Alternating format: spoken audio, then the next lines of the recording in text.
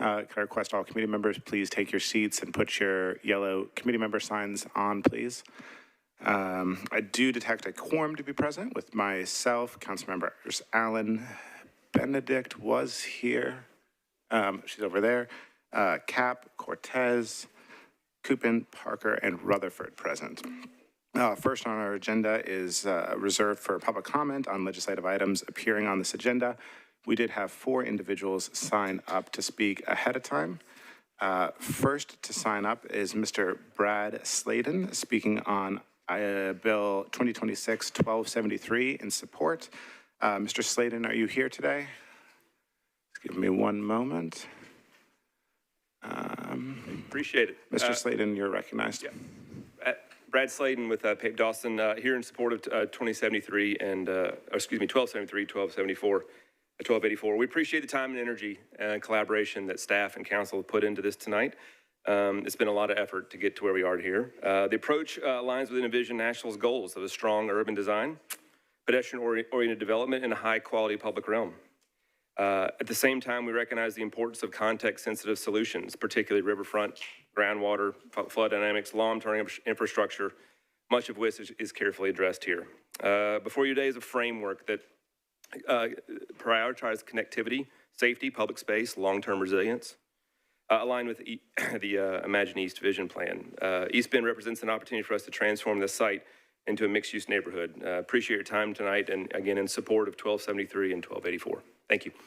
Thank you, sir. The next individual to sign up for public comment is Miss Annie Claver, speaking on BL 2026-1273 in support. Ms. Claver, please go ahead and introduce yourself, and you're recognized. Hello, council members. My name is Annie Claver. I'm a 20-year Nashville resident and was a business owner, sold my company River Queen Voyages last year, and now I'm working on new initiatives for the riverfront. Thank you to my Councilmember Kupin, who have been really receptive to these ideas. What I'd like to reframe or think about as we think about the East Bend, the East Bank is not just as one piece of land, but think of it holistically as the Broadway side, the river, and the East Bank. So that's all the way up and down. But how do we think about this in terms of, it's such an exciting project because we get to decide, like, what does that look like? If I had my way, that would have water taxis, it would have a river walk, it would have restaurants with dining on the river, it would have much more recreational use. Of course, we would talk with the barge companies like we did with River Queen, and everything would be great. But I encourage everyone to think not just in terms of two halves, but as what, like a hot dog? I just made that up, and I hope that's not a terrible analogy. But think about there's river accesses and things we can think about all the way from Metro Center to Opryland. That's a huge swath. We have 1.7 miles of riverfront to think about in the East Bank plan. So I would just encourage you all, as we're talking about zoning, as we're talking about land planning, you know, if I were in charge, I'd get the Army Corps of Engineers to talk to Ms. Kemp at planning and say, what can we do along here? Like, what's allowed? And start to collaborate on how we want it to look, and then build that city. So thank you all very much for your attention. Thank you, Ms. Claver. The next individual to sign up ahead of time is Mr. Richie Jones, speaking on BL 2026-1273 in support. Mr. Jones, please introduce yourself, and you're recognized. Thank you. My name is Richie Jones, resident of 1903 Holly Street in East Nashville, landscape architect and planner, here in support of 1273. I want to thank the council and staff for all the hard work and collaboration that went in to shaping this bill. I'm also speaking on behalf of Envision East Bank. As a part of that plan and a part of the team that helped craft that plan, over almost 2 years of work went into that plan and public input. Really good work. And I think this framework plan is really in keeping with what came out of Envision East Bank. Things like bringing people down to the river, respect for the Cumberland, private publicly owned private space, public open space, and parks.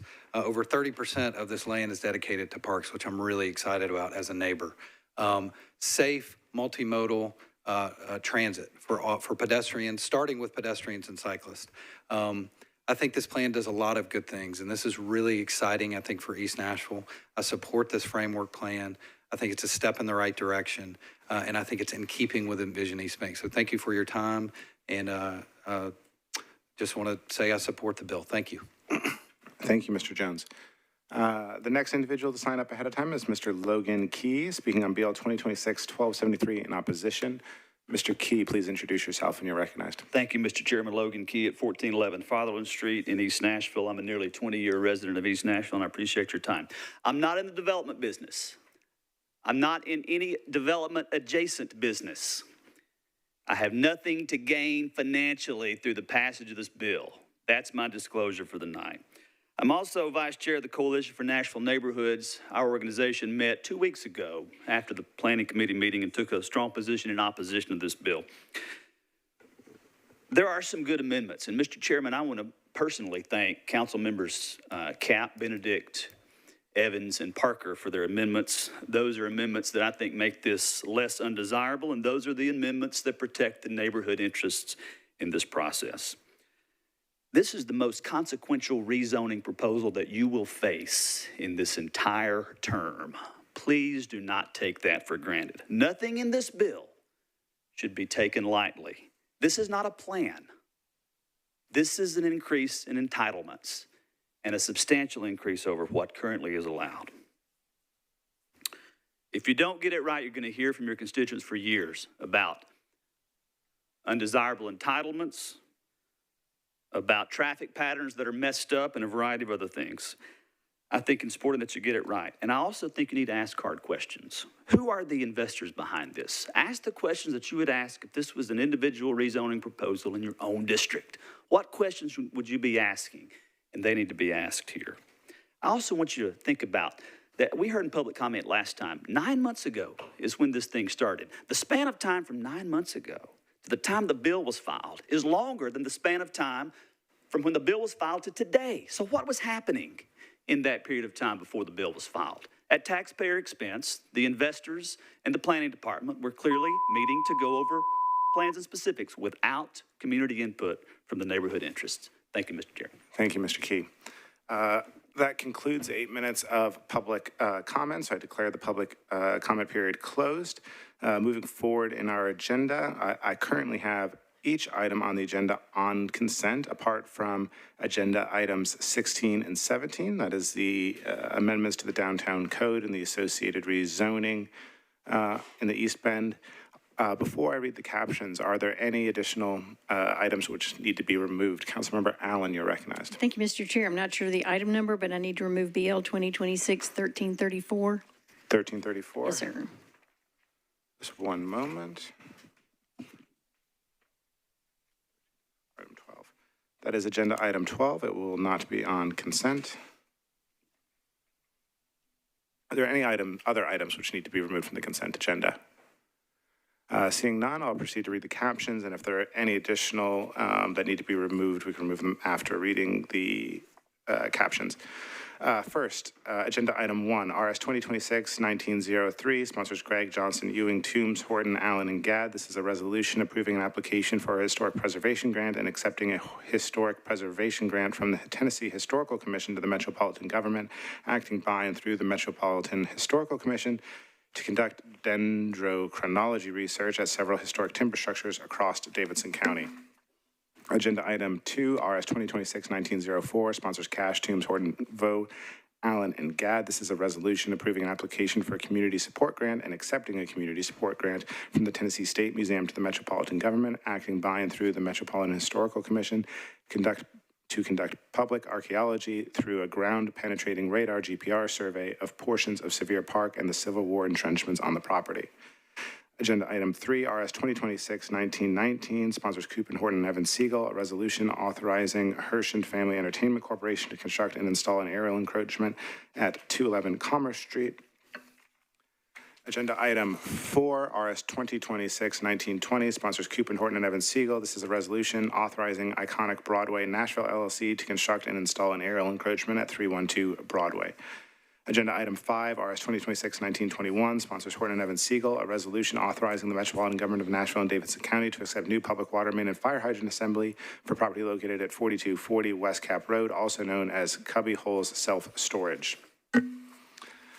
Agenda item 6, RS 2026-1922, sponsors Horton and Evans Siegel. This is a resolution to amend ordinance number BL 2025-1905 to authorize the Metropolitan Government of Nashville and Davidson County to modify the acceptance of sanitary sewer, force main, and easements for property located at 7375 Nolensville Road in Williamson County, also known as Nolensville Town Square, Phase 1, Revision 1.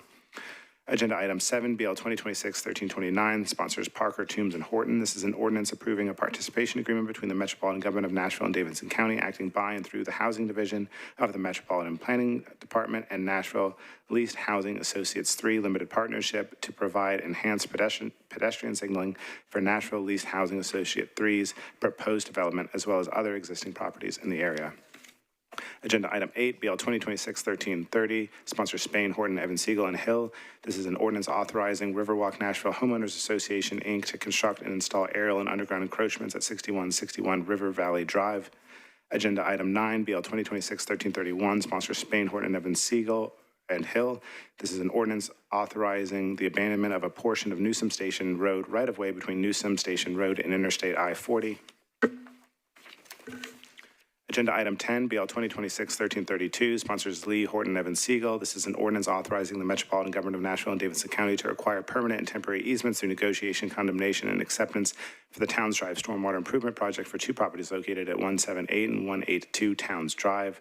Agenda item 11, BL 2026-1333, sponsors Benedict, Horton, and Evans Siegel. This is an ordinance authorizing the Metropolitan Government of Nashville and Davidson County to acquire permanent and temporary easements through negotiation, condemnation, and acceptance for the Kenwood Drive Stormwater Improvement Project for 6 properties located on Kenwood Drive, Winding Way in Eastdale Avenue.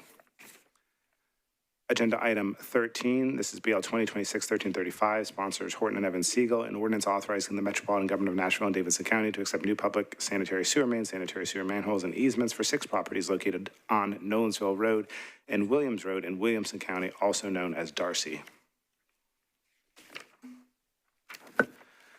Agenda item 14, BL 2026-1336, sponsors Harrell, Horton, and Evans Siegel, an ordinance authorizing the Metropolitan Government of Nashville and Davidson County to accept the vertical relocation of water main, new sanitary sewer main, sanitary sewer manholes, and easements for 2 properties located at 3332 Murfreesboro Pike and Mount View Road, also known as Mount View Wawa.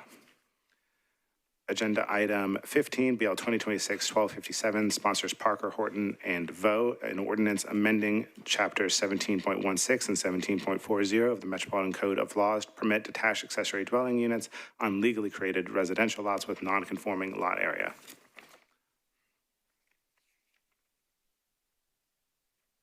Agenda item 18, BL 2026-1303, sponsors Benedict, an ordinance to amend Title 17 of the Metropolitan Code of Laws, the zoning ordinance of the Metropolitan Government of Nashville and Davidson County, by changing from RS 75 to R8A zoning for property located at 800 Gwynn Drive at the southeast corner of Patapsco Street and Gwynn Drive. Agenda item 19, BL 2026-1304, sponsors Harrell, an ordinance to amend Title 17 of the Metropolitan Code of Laws, the zoning ordinance of the Metropolitan Government of Nashville and Davidson County, by amending a specific plan for property located at 2304 Hobson Pike, approximately 207 feet northeast of Beach Mist Way, zoned SP, to permit a daycare center. Agenda item 20, BL 2026-1305, sponsors Vo, an ordinance to amend Title 17 of the Metropolitan Code of Laws, the zoning ordinance of the Metropolitan Government of Nashville and Davidson County, by changing from R8 to SP zoning for the property located at 1027 Wade Avenue at the southeast corner of Wade Avenue and 11th Avenue South to permit 4 multifamily residential units. Agenda item 21, BL 2026-1306, sponsors Vo, an ordinance to authorize building material restrictions and requirements for BL 2026-1305. Agenda item 22, BL 2026-1307, sponsors Gadd and Horton, an ordinance to amend Title 17 of the Metropolitan Code of Laws, the zoning ordinance of the Metropolitan Government of Nashville and Davidson County by changing from OR 20 to SP zoning for property located at 100 Kenner Avenue, approximately 315 feet northeast of Ridgefield Drive and located within the Harding-Whitebridge urban design overlay to permit a mixed-use development. Agenda item 23, BL 2026-1308, sponsors Gregg, an ordinance to amend Title 17 of the Metropolitan Code of Laws, the zoning ordinance of the Metropolitan Government of Nashville and Davidson County by changing from IWD, ORI, and SP to MULNS zoning for properties located at 911, 920, and 921 Perimeter Court, located approximately 285 feet southeast of Perimeter Place Drive. Item 24, BL 2026-1309, sponsors Parker, an ordinance to amend Title 17 of the Metropolitan Code of Laws, the zoning ordinance of the Metropolitan Government of Nashville and Davidson County by changing from RS10 to RM20A NS zoning for properties located at 3311, 3313, 3315A, 3317, and 3319 Walton Lane, approximately 34 feet west of Arrowhead Drive. Agenda item 25, BL 2026-1310, sponsors Taylor and Toombs, an ordinance to amend Title 17 of the Metropolitan Code of Laws, the zoning ordinance of the Metropolitan Government of Nashville and Davidson County by changing from RS5 to R6A zoning for property located at 2507 Meharry Avenue, approximately 160 feet west of 25th Avenue North and within a detached accessory dwelling unit overlay district. Agenda item 26, BL 2026-1311, sponsors Kimbrough, an ordinance to amend Title 17 of the Metropolitan Code of Laws, the zoning ordinance of the Metropolitan Government of Nashville and Davidson County by amending a portion of a planned unit development overlay district to permit 120 multifamily residential units on property located at 201 Gifford Place, located at the corner of Gifford Place and Whites Creek, zoned CS, and within a planned unit development overlay district. Agenda item 27, BL 2026-1312, sponsors Kupin, an ordinance to amend Title 17 of the Metropolitan Code of Laws, the zoning ordinance of the Metropolitan Government of Nashville and Davidson County by amending the River North Urban Design Overlay District for various properties located on Cohen Street, Cohen Court, and Waterside Drive to create a new Subdistrict 3 and update the general standards related to future streets and open space. And finally, agenda item 28, BL 2026-1313, sponsors Kupin, an ordinance to authorize building material restrictions and requirements for BL 2026-1312. That concludes the consent agenda. Are there any additional items which need to be removed from consent? Seeing none, do we have a motion? Moved and seconded. All in favor? Any opposed? Any not voting? Consent agenda is approved. 9. Consent agenda is approved. 9 in favor, 0 against, and 0 not voting.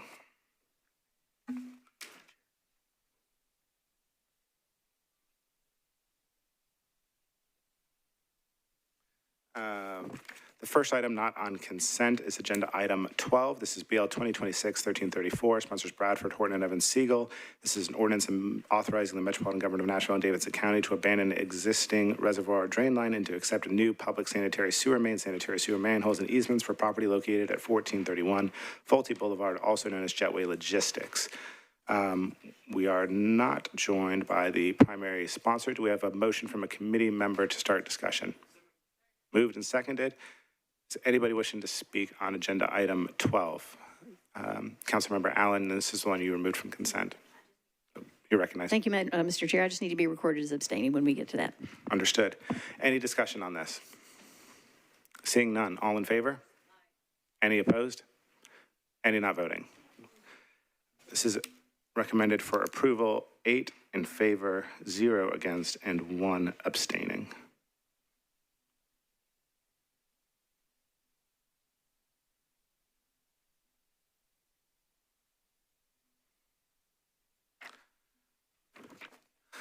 The next item not on consent is item 16, BL 2026-1273, sponsors Kupin and Stiles, an ordinance to amend Title 17 of the Metropolitan Code of Laws, the zoning ordinance of the Metropolitan Government of Nashville and Davidson County to meet various changes to the downtown code. Do we have a motion to start discussion? Moved and seconded. I will go first to the primary sponsor of the bill, but before we dive into all of the amendments, similar to our last consideration of these, I've grouped these amendments topically to ease our discussion of the amendments. And so we'll be following that pattern rather than going through them numerically. First, I will go to the primary sponsor, Councilmember Kupin, if you wish to say anything at the outset. Thank you, Chair, and thank you to everyone who's worked hard on this. As Mr. Key said, it is one of the most consequential rezonings that this council will do, and I do not take that lightly. I know many of my colleagues have been hard at work on it, and I want folks to know that I went through and read every email that we've gotten, lots of constituent feedback from both sides of the river, and I hear concerns about traffic and congestion and height and access and making sure this is a Nashville neighborhood and not just a tourist playground. And we've got, I think, 30 some odd amendments to go through, but appreciate everyone that's worked hard on this. Look forward to supporting many of those and just making this a great project. So thanks to everyone, and look forward to going through the amendments. Thank you, Councilmember. So the broad categories I've grouped our amendments in are ones related to infrastructure, one related to liner requirements, those related to height and building standards, those related to hotels, parking, uses within the East Bend, as well as a catch-all for other amendments that don't fit into any of the categories. So the first category of amendments we have are infrastructure amendments. So I would like to start with Amendment 6, sponsored by Kupin. Councilmember Kupin, are you wishing to move this amendment for consideration? Yes, I'd like to move that, please. Moved. Do we have a second? Moved and seconded. Councilmember Kupin, you're recognized. Thank you, Chair. So one of the number one things that we've heard from folks is about the public realm and MCSP, Street and Collector Plan, and I know that planning has said previously that they weren't able to embark on that or had been working on it a little bit, but kind of have to have the rezoning first to know then what they're planning for. So this asks for a report to the council by July 31st, 2026, and a final plan by the end of the year. I wanted to see if, Chair, we could recognize the planning table just to talk about where they are in the process and what if these deadlines are meetable or how they feel about kind of what comes next. Thank you. I will go to planning. Planning, you're recognized. If you can introduce yourself, please. Sure. Lisa Milligan with the Planning Department. I can speak to both of those items. And so there's an order of operations that has to happen. The Major and Collector Street Plan, which would establish the cross-sections and the elements that are included within streets, needs to happen first before the public realm framework, because the Major and Collector Street Plan sections would be transferred into the public realm framework. And so there's an order of operations that has to happen. The Major and Collector Street Plan, we intend to start that as soon as possible. Once we understand the entitlements that we are working under. From a timing standpoint, there are some things that are sort of out of our control to say it will absolutely be done by X day. We intend to start it quickly. We understand that it's important. We also intend to work with BPAC and the Vision Zero committee. And NDOT and WEGO as we're working through the drafting of that Major and Collector Street Plan. And so that will take some time. There is an amendment, although it's not on the bill yet, but we anticipate that it will be part of any amendment packets, which require a recommendation from BPAC and Vision Zero. And so recognizing, and then they have a certain amount of time under which before they have to make a recommendation. And so all of that has to happen before it gets to the Planning Commission. And then the Planning Commission has the authority then to potentially defer. There's not sort of a set date that I can give you, except to say that we are intent to begin it very quickly. We want it to be a robust public engagement process and to allow all of those bodies that staff does not control have the time that they need to review it. Thank you. And just a follow-up question on that. What would the public input process, we mentioned BPAC and VZAC, where else would the public be able to weigh in on what these policies look like and help shape them?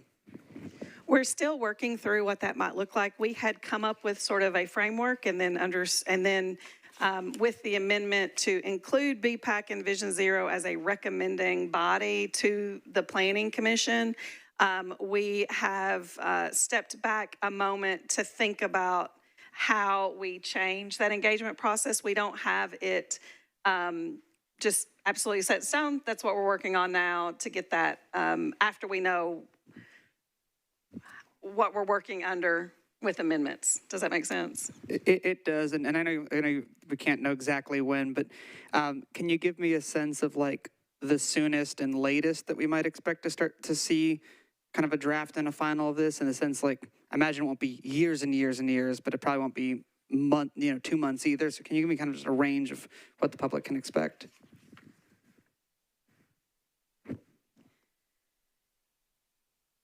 We are going to get working on it as quickly as we possibly can. Once once we understand the framework that we're working under, I do not anticipate that this will be something that I anticipate that we're going to start it in the next month.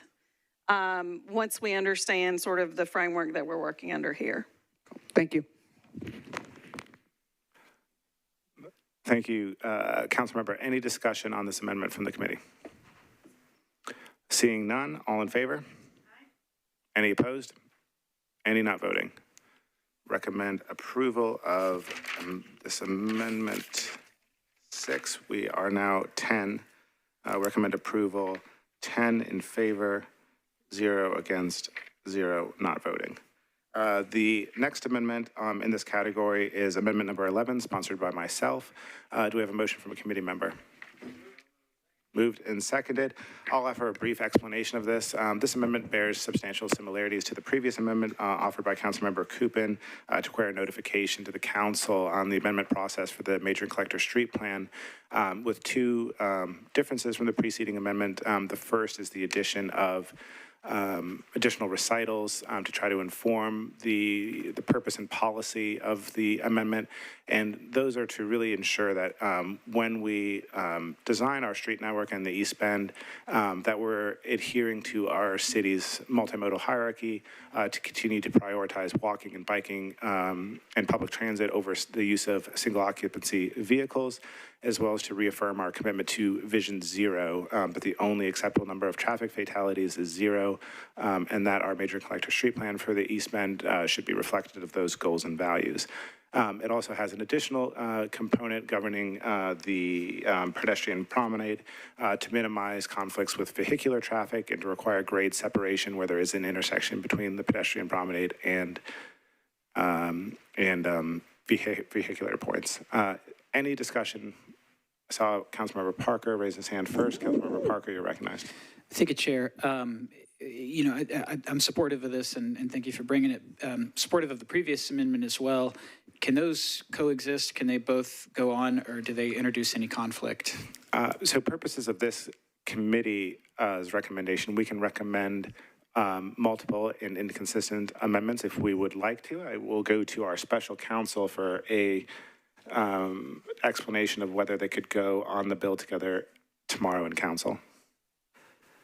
Councilmember, I believe that these two amendments could work together based on my reading, that they both could be approved tomorrow evening. That's my read as well. I just wanted to hear somebody else's take on it. Thank you. Thank you. I saw Councilmember Allen's hand up as well. Councilmember Allen, you are recognized. Thank you, Mr. Chair. And this may be a question to the sponsor. Can you elaborate a little bit on what you mean by the grade separation? I mean, does that mean that the pedestrian infrastructure is above, I mean, like going over the cars, or what does that mean? Yes. So if you look at the language of the amendment, it requires grade separation between the promenade and vehicular travel to provide it to the extent applicable. Basically, by providing different elevations between the pedestrian promenade and vehicular traffic, the ideal is to avoid pedestrians wandering into traffic and to avoid traffic inadvertently wading into a pedestrian right-of-way. Thank you. And so just for clarification, you're talking maybe a foot, not 15 feet. Yes, that's correct. That's what I wanted to clarify. Any further discussion on this amendment? Seeing none, all in favor? Aye. Any opposed? Any not voting? We recommend approval of Amendment 11. We're at 10. Are we at 10? 10 in favor, 0 against, 0 not voting. The next amendment I had in this category is Amendment 3, which I brought into this. Amendment 3 by Councilmember Kupin. I brought in this because it has similar recitals to the one in the preceding amendment. Councilmember Kupin, do you wish to move this amendment? Yes, I do, Chair. Moved. Do we have a second? Councilmember Kupin, you're recognized for an explanation. Thank you, Chair. So this one also builds on quite a bit of the community feedback that I had heard. So one of them is the importance of affordable housing. We know that the state prohibits inclusionary zoning, so we can't mandate developments as a condition of rezoning to put affordable housing, but we do have a great voluntary attainable housing tool that the council recently expanded to some zoning districts, and I know that planning's been working on others. And so this, the first part of this request that planning looks at expanding the voluntary attainable housing to this new sub-district and finds ways to incentivize housing and affordability here. Also, green space and commitment to green space has been really important. Again, a big thing that we've heard a lot about is it connects to Imagine East Bank, so highlighting that. River access, you heard Ms. Claver earlier talk about that, and that's something that's been really important. The council passed a resolution to that effect. So again, affirming that. And then we've heard a lot of conversation around ingress, egress, traffic congestion, not just with this sub-district, but with the East Bank and the rest of the smaller East Bank and the entirety of the East Bank. And so Connect Downtown was a program, multi-year engagement program that built out recommendations for transit. So that's something that I would like to look at as well for East Bank and East Nashville. I think it's really important as we build this project and others adjacent that we make sure that our neighbors in East are able to get in and out of this area and downtown and continue commuting. So those all kind of put together in recitals to just codify them as part of this project. Thank you for that explanation. Any further discussion on this amendment? Seeing none, all in favor? Any opposed? Any not voting? Recommend approval of Amendment 3. We're still at 10. 10 in favor, 0 against, 0 not voting. The next amendment in this category is Amendment number 15 by Councilmember Parker. Councilmember Parker, are you wishing to move this amendment? Yes. Do we have a motion? Moved and seconded. You're recognized for an explanation. Thank you, Chair. So this was brought forward to kind of recognize that we are starting from scratch over here, and that having these additional touch points for the major and collector street plan would be very beneficial to making sure that we are building safe streets that are going to connect people and contribute to a great neighborhood over here. So I'm happy to answer any questions that folks have. Thank you for that explanation. Any further discussion? Councilmember Kupin, you're recognized. Just want to share this is a friendly amendment. Appreciate my colleague bringing it and the importance of having BPAC and VZAC as part of this conversation. So really appreciate that. Folks from some of those groups also met with the development team to talk about continued conversations directly with development, but then also part of this process is really appreciated. Thank you, Councilmember. Any further discussion on this amendment? Seeing none, all in favor? Any opposed? Any not voting? We recommend approval of this amendment. Amendment 15, 10 in favor, 0 against, 0 not voting.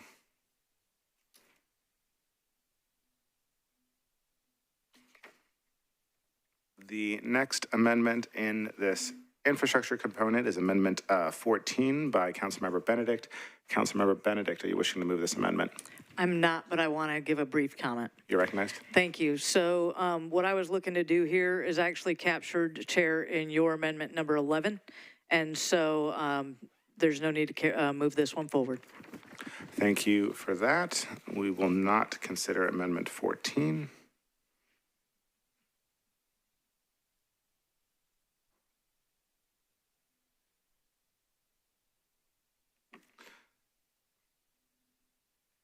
The next amendment in this category is Amendment 18 by Councilmember Evans. Before we go to Councilmember Evans for an explanation, do we have a motion by a committee member? Moved and seconded. Councilmember Evans, you're recognized for an explanation. Thank you. I don't want to move this one. Thank you. This amendment will not be considered by the committee.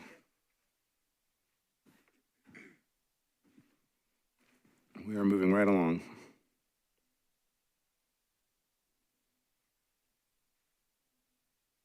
The next amendment in this category is Amendment 19, also by Councilmember Evans. Do we have a motion by the committee? Moved and second. Do we have a second? Second. Councilmember Evans, do you wish to be recognized for this amendment? Yes, sir. You're recognized for an explanation. Thank you. So this amendment, basically what it does is it puts really some restraints related to the public realm, and in particular, who would be responsible for paying for it. The notion that the public realm would have to be completed in order to get a certificate of occupancy, and then also some other phasing requirements and performance measures related to the proportionality of the project.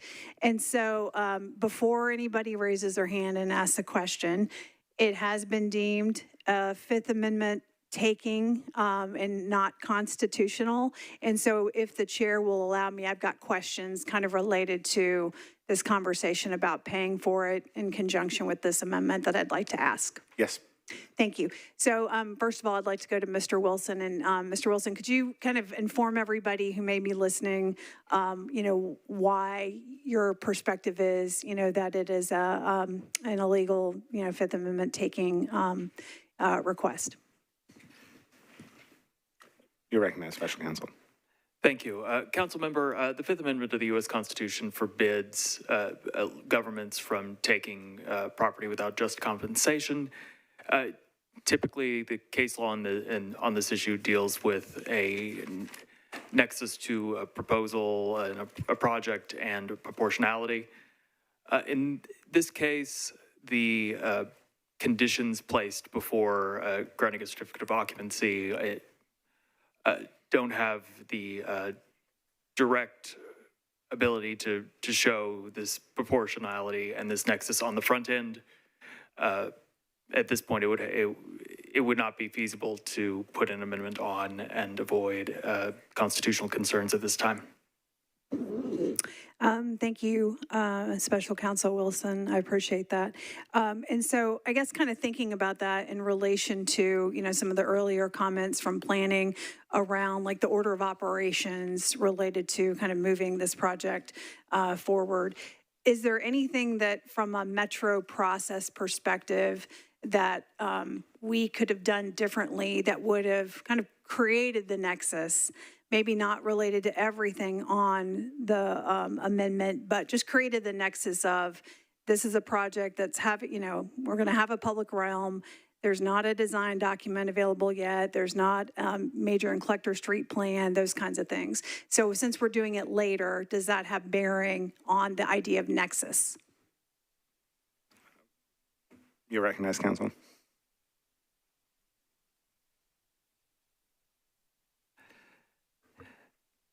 Councilmember, to make sure I understood your question, it was more tied to the timing of this process and whether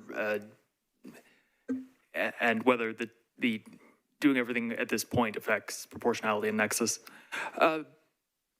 In a way, yes, I would say at this point, because it is hard to determine before buildings are built, before site plans are introduced, what these individual projects might be, and then how they would be connected and proportional to the overall project. Thank you. And then I also have a question for planning, and may I ask that, Mr. Chair? Go ahead. Okay, thank you. And I think this will be kind of my last couple of questions. So I guess kind of related to, I've been directed a couple of times to page 61 in the substitute ordinance that has the design of like, kind of, I would say a very high level sketch of like what the public realm is and, has some drawings in there. Is that enough to determine who's going to pay for the public realm? Planning, you're recognized. Let's see, try again. Okay, sure, yes. So for any site, when a final site plan comes in, we imagine that final site plans, there's not going to be one final site plan for the whole site.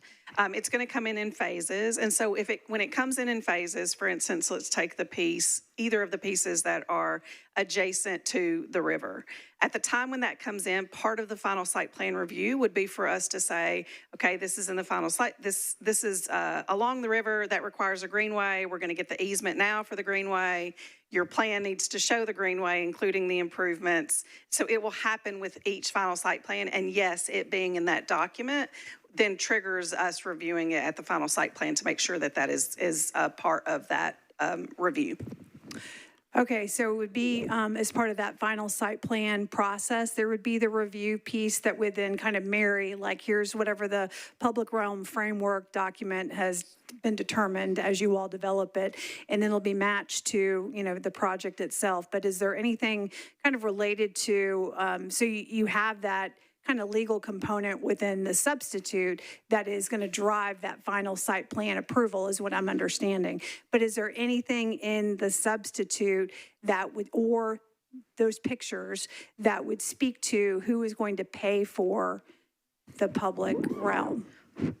So anything that's part of the final site plan, this is no different than any other type of zoning throughout the city, okay? So for instance, if someone comes in and they want to build a multifamily building that is, needs to have sidewalks built, and there's a requirement for sidewalks in the MCSP, then we would require the sidewalks with the final site plan, and they would be responsible for installing them. And so just because this is in the DTC, it really operates the same way. There's just another level of review with the design review committee to ensure really great design of buildings. And so, yes, it will be part of the final site plan, and anything that's included in that final site plan would have to be constructed and completed before any occupancy permits can be issued. And what level of flexibility will planning have, or the downtown or the DTC committee have in waiving potential requirements, that are part of the public realm document? So the public realm framework, which has not been completed yet, is a policy guide. It will follow, and it adds color to the requirements that are already part of the document. So the document is saying there's going to be a linear park, there's going to be a promenade, there's going to be open space in certain locations. The public realm framework just adds sort of color and more emphasis on what types of plantings that we want to see. And so it really is a policy guidance, but the requirement for the open space is in the sub-district. And I guess I may need to rephrase this question. So I'm thinking of, like in some rezonings, you all have the ability to waive requirements based on things that that maybe the applicant learns at a later date. On paper, some things are going to look like, yes, we can build X, Y, and Z, but then the reality is you get out there and you're doing all the studies and all that stuff and realize, hey, maybe we can't do it exactly the same way. Does this give you the flexibility to waive requirements or substantially change those, or would that be the responsibility of the design committee? I think there's always an ability. Well, let me say, for example, the site that's nestled at KVB in Davidson has a requirement for an access from Davidson to the river, and it's shown from the Davidson to the Greenway, and it's shown on the plan. Might that shift slightly to account for engineering? Yes, but we would still expect that there be a connection between the Davidson and the river. So does that make sense? Like, it might move or shift for engineering reasons, but we would still expect that there be whatever connection to make that complete network. It does make sense. And I think, I guess my last question really is around it does not seem to me that there is anything that is providing a specific concrete agreement that, that the applicant is allocating the 30% of their land, to be for this, privately owned public space, but there's nothing that's guaranteeing how it's going to be paid for, whether it's the applicant or whether it's potentially a future like CSP, or whether the money could come from, the East Bank Authority at some point. It doesn't feel like there's a strong connection to who's incurring the cost. I mean, it would be, if that site comes in for a final site plan, we would say, you are required by the DTC to set aside a certain percentage of this for open space. Please provide us with your plan for how you intend to do that and how you intend to construct it. Okay. And then construct it and build it and complete it per the plan. All right. Those are all the questions I have. I appreciate you indulging me. Thank you, Councilmember. I saw two other councilmembers with their hands up. We'll go first to Councilmember Kupin and then to Benedict. Councilmember Kupin, you're recognized. Thank you, Chair, and thank you to my colleague for this important discussion of this topic. I know it's one that's been asked quite a bit.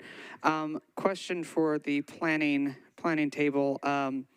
Is this process, I know you talked about final site plan, is this a planning policy or is it in the code that says that it has to be a final site plan and what has to happen there? And is that just general or specific to DTC? Like, where does that live?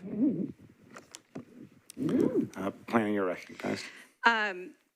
Final site plans are a requirement of the zoning code, and they are a requirement for all development has to have a final site plan. So whether something's zoned CS, SP, or DTC, they get a final site plan. The review of who reviews it might vary. CS would go to codes, SP planning, DTC planning. DTC indicates also that NDOT reviews. So, but a final site plan is a required per the zoning code. And so that, if I'm hearing correctly, that an applicant on a parcel in this sub-district or other DTC sub-districts, if they said, I want to build a building, would have to provide that site plan, and then the MCSP in public realm in this document would say there has to be a walkway here per the plan, and then that would be something that then they would be asked to provide on their site plan based on the required documents. So am I getting that correct? Well, there's more than just that process. I mean, for DTC, there's also concept plan that goes to the DRC. So there's other layers besides just final site plan. We will review against the document that's adopted. Thank you, that's all. Thanks. Thank you, Councilmember. Councilmember Benedict, you're recognized. Thank you, Chair. And I'd like to thank my colleague for bringing this amendment forth. This is clearly in response to what the public has cried out for, which is when we're told something like 14 of the 47 acres, aka 30%, will be dedicated to the public realm, where is it in the bill? That's been the largest concern that I've heard from people. We're being told things, but where is it in the bill? And this is the type of tool, this amendment, that I think we need to vote on tonight. I think that we need to push things forward regardless of constitutionality. We see people down the street pass bills all the time that they expect to go to court. And so I would expect if we need to go to court, we do. I think this is something that the public is demanding of folks like me, like the person, like my colleague who brought this forward. I think one of the larger concerns is, as the planning table described, so when a developer is going to develop a certain part and, gets that final site plan, and they're supposed to set aside X towards the public realm, towards the promenade, well, what if it's only 10% towards the promenade? Does 10% of the promenade get built? Like, at what point does the promise to the public, is it fulfilled? And so I think this is something that it, holds the applicant to account to make sure that these things get built for the public. The things that have been said and have been promised to the public, that they will get done. And I think if we pass this, then we will, assuredly, that will happen. So I encourage my colleagues to vote in favor. Thank you, Councilmember. Councilmember Allen, you're recognized. Thank you, Mr. Chair. Could someone from planning, I mean, I think that's an excellent question. We certainly have heard from many people that they want assurances that the public realm is actually going to happen and that the developers will be responsible for it financially, as well as designing it and coming through, and I think maintaining it as well, perhaps. I'm looking on page 59 that shows green spaces on the document that and includes some 200 feet something or other and only 60% of that space. Does that add up to that 30%? I mean, does this map show us where it's actually going? Because I think that's what we're asking for. So there's a few different things. There is land that's being set aside for various things, including street right-of-way. And then there's also land for things like greenways, the promenade, the linear park, and then there's one site adjacent to the river that has a certain amount that has to stay open. So there's several different things, but they're all a part of that document. And does that add up to the 30%? I mean, if you add all those things together that are shown on here? I don't have that calculation with me. Gotcha. I'm sorry. But there is a requirement for a certain percentage of set aside for green space on the parcel that has heights ranging from 8 to 19. There's greenway easements. I just don't have all the calculations on the top of my head. If I might. So this drawing is the one that I'm looking at on page. Yes. Page 59. It shows green, which to me green is good. Yes. And you're saying between that and the street right of way, which is also considered part of the public realm, that's all written into this document, and that's what they will be held to. Correct. Okay. This is setting up the block and street structure. Having a developer set aside land for public right-of-way is critically important and is difficult to do as well. You have to have a certain level of entitlements for us to be able to even ask. I mean, there's some state law that puts really sort of strict standards upon when cities can ask for right-of-way, even if somebody is developing something. And so this is a lot of land that is being set aside for right-of-way, greenway easements, actually improving greenways, the promenade, the linear park, and then additional privately maintained but publicly accessible open space. Yes.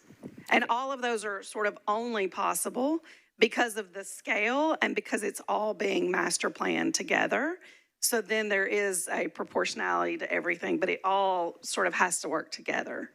Okay, thank you. I mean, I know people would like to see but I think this map shows us that. We just need to understand what we're looking at. So I appreciate the need to guarantee the public realm. I feel like this drawing does it, and I think that's what I just heard you say. So thank you for that clarification. Thank you, Councilmember. Councilmember Cortez, I see your hand up. You're recognized. Yes, this is a tough one for me. I'm going through something similar in my district. There was a spirit of fighting for the public that my predecessor moved forward with, and he was advised that it was not enforceable. And what I'm dealing with now is it created a false sense of security with the public and with constituents, that they thought a protection was going to be there when it most likely wasn't. And it's actually caused a lot of consternation in the community because they thought that protection was there when it wasn't. So while I do appreciate fighting the good fight and trying to fight tooth and nail to get it, if we really think it is unconstitutional and it would not be enforceable, I do think it could potentially create a false sense of security with constituents, and down the line, when they see that that's actually not there, that could actually hurt trust in just within the community and between the council and other members. So just want to share that. It's something I'm going through now. I think I'm going to vote against it because it has been deemed unconstitutional, but I do appreciate the discussion around it and the reason why the sponsor brought it. Thank you, Councilmember. Councilmember Rutherford, you're recognized. Thank you, Mr. Chairman. I do have a concern over this in terms of the constitutional aspect that was just made by Councilmember Cortez. But if the general public ask us to do something that is unconstitutional, it is our responsibility as elected officials who have sworn an oath to support the Constitution to say no to that. And this sounds to me, unless somebody can clarify other words, that we're running into a constitutional problem here. And so can we just get like maybe a little bit of a further clarification going back to the initial conversation from council and to know just where do we truly stand on this constitutionally? Because this is very concerning. Thank you. Special counsel, you're recognized. Yes, Councilmember. At this point, again, the Fifth Amendment to the U.S. Constitution for bids, takings, for this not to be a taking, there would have to be a proportionality and a nexus to the project. And in this case, it's without site plans, without additional information about what is going to be built, it is not really feasible to determine what contributions may be proportional and would have an nexus to the overall project on an individual project-to-project basis. Thank you for that explanation. Thank you, and I just want to let it be known I'm a no on this. Thanks. Thank you. I saw, we'll go first to Councilmember Kupin, then Benedict, then Evans again. Councilmember Kupin, you're recognized. Thank you, Chair, and I appreciate my colleague bringing this. I know this has been a huge topic of conversation, and it's incredibly important to me for my constituents in my district who are going to be living on the East Bend to not have taxpayers cover this public realm and cover the street grids and have as much off the backs as taxpayers as possible. I've looked in depth on the site plan process, and I'm very familiar, obviously, with DTC and DTC projects, and again, as my colleague, Councilman Allen said, the public realm is codified in these documents, and I believe that as these projects come forward, there will then be individual nexuses to talk about how these are paid for. I heard the reference to the folks up the street. I think that we often criticize the manner of passing unconstitutional laws to then know that we're going to get court challenged, and so I'd rather do this in a constitutional way and make sure that the taxpayers are protected, which I think that they are in multiple steps along this process. So again, appreciate that sentiment. I agree completely with that sentiment that we should make sure this is as little taxpayer funded as possible. And I think there are protections there for it. But I just can't vote for something that's unconstitutional to over codify something that's already in the bill. Thank you, Councilmember. Councilmember Benedict, you're recognized. Thank you, Chair. So I go back to answering to my voters, answering to the people who put me in this seat, who have said to me again and again, where is the benefit for us in this? We're excited to have something other than the scrapyard, but how do we get what's being promised? Is this some slippery snake salesman thing, or are we really going to get the stuff we've been told that we're going to get? And those are the questions that I have to go back to our taxpayers, that I have to go back to District 7 residents and explain to them why this won't make it through tonight and certainly tomorrow night. I'm tired of going to them and saying, well, the state preempts us. Well, the Constitution preempts us. Well, we don't get to do this, that, or the other. It sounds to me like we're getting played. It sounds to me like the people who are making these the applicant in this case, or the lobbyist, or whoever's involved that makes it so that the public isn't going to be guaranteed what the public is being sold, it's so frustrating, because all I can do is go to my people and say, we're going to do it. I promise we're going to do it someday. It's going to happen. I promise. And then they're going to say, Benedict, you're going to be gone someday. How do I know it's going to happen? And I'm going to say, I don't know. And also, I can just say to them next week, I don't know how it's going to happen. It's going to happen someday. That's what I've been told. They don't like that answer, and neither do I. Thank you, Councilmember. Councilmember Evans, you wish to be recognized still. I do. This is exactly the conversation that I really wanted to have, and why I wanted the amendment to come forward, even though it was against the recommendation of our special counsel, because I think thinking one of the things that I feel like was lost amongst a majority of the council last term related to the Titan Stadium is what's the opportunity cost for residents whenever we are having these conversations about really large public spaces, and in this case, private spaces, and what that looks like if we don't have a strong sense of where funding is coming from. Because every time we vote for a capital spending plan that has something related to building up the East Bank, or every time we are spending money now in our operational budget, our general fund budget, specific to standing up like the East Bank Authority. That's all money that we are not using for other purposes and tools. And so I recognize the unconstitutionality of this. Like I said, this is the conversation that I thought was important for us to have on the record. And with that, I'll withdraw. Thank you. Council, do we need that motion from a committee member or can this? Okay, he advised the sponsor can withdraw, so I will mark this as withdrawn and not considered or not issued a recommendation.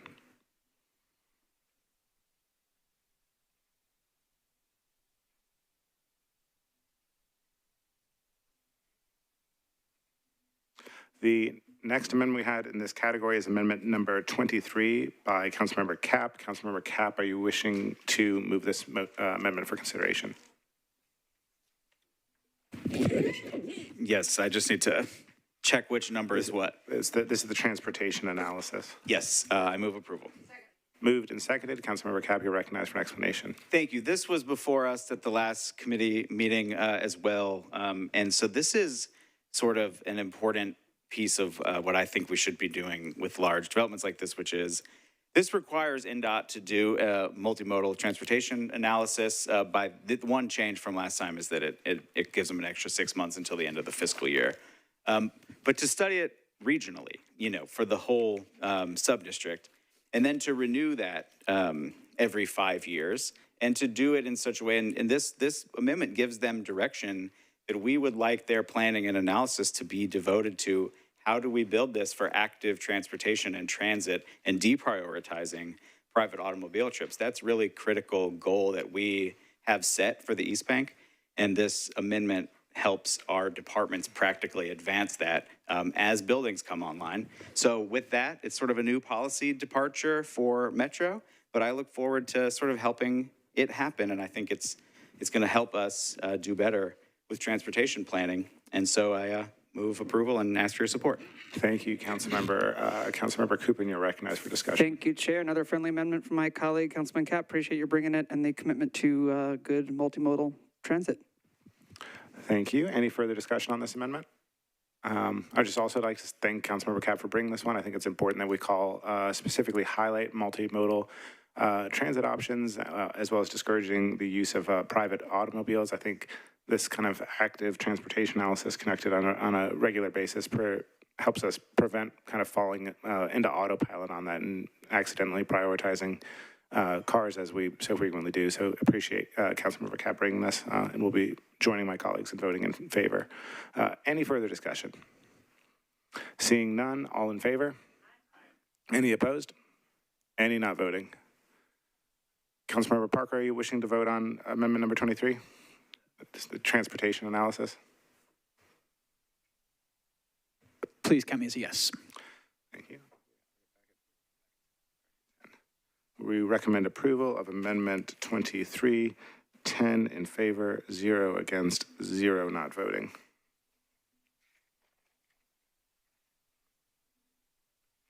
The final amendment I have in this category is late filed amendment number 3 by Councilmember Benedict. Councilmember Benedict, are you wishing to move this for consideration? So moved. Do we have a second? Moved and seconded. Councilmember Benedict, you're recognized for an explanation. Thank you, Chair. Let me pull up this late filed. So what this amendment does is it allows curb cuts on Korean Veterans Boulevard only where the main streets come through. The purpose there is to make the streets safer. I'm somebody that got hit by a car when I was young because I was making a left turn. And every time I think about a left turn, I made a left turn on a Gallatin on the Gauntlet today, and I'm like, oh God, here we go with a left turn. So, it's a big problem, not just for me, but of course, for society at large. And I think about Gallatin Pike. I think about, the feedback that I get from folks all the time. What are we going to do to make Gallatin Pike safer? Reduce the speed limit. Well, that doesn't work. We need to do things to limit left turns and to limit, extra turns, especially on major streets like KVB. So what this does, and I would ask for your support, is it limits those curb cuts, again, just to those 3 streets, East Bend Boulevard, 2nd Street, and Davidson Street. not in that order. Thank you for that explanation. I just had one question on my side. Very strongly supportive of this amendment. I think it's important that we prioritize pedestrian safety, and I think curb cuts are detrimental to that objective. Just a question on why you opted to allow them on these streets. Why not prohibit them throughout? So curb cuts are limited on KVB, so limited to the following streets: South 2nd Street, East Bank Boulevard, and Davidson. Those are the main streets that connect to KVB. Okay. Okay. Councilmember Kupin, I see you. Councilmember Kupin, you're recognized. Thank you, Chair, and I appreciate the consideration for curb cuts and pedestrian safety. That obviously is one of my top priorities in my district. Seen a lot of fatalities, unfortunately. Curious to the planning department what the process looks like when an applicant brings a parcel, for example, on KVB. How is that normally evaluated for curb cuts and for street access and things like that? Is it like an NDOT process, or does planning look at that, or how does that work? Planning, is that something you can speak to? We would defer to NDOT. I mean, NDOT and planning sort of work hand in hand, but we would defer to NDOT. Do we have a representative from NDOT who might be able to speak to that here?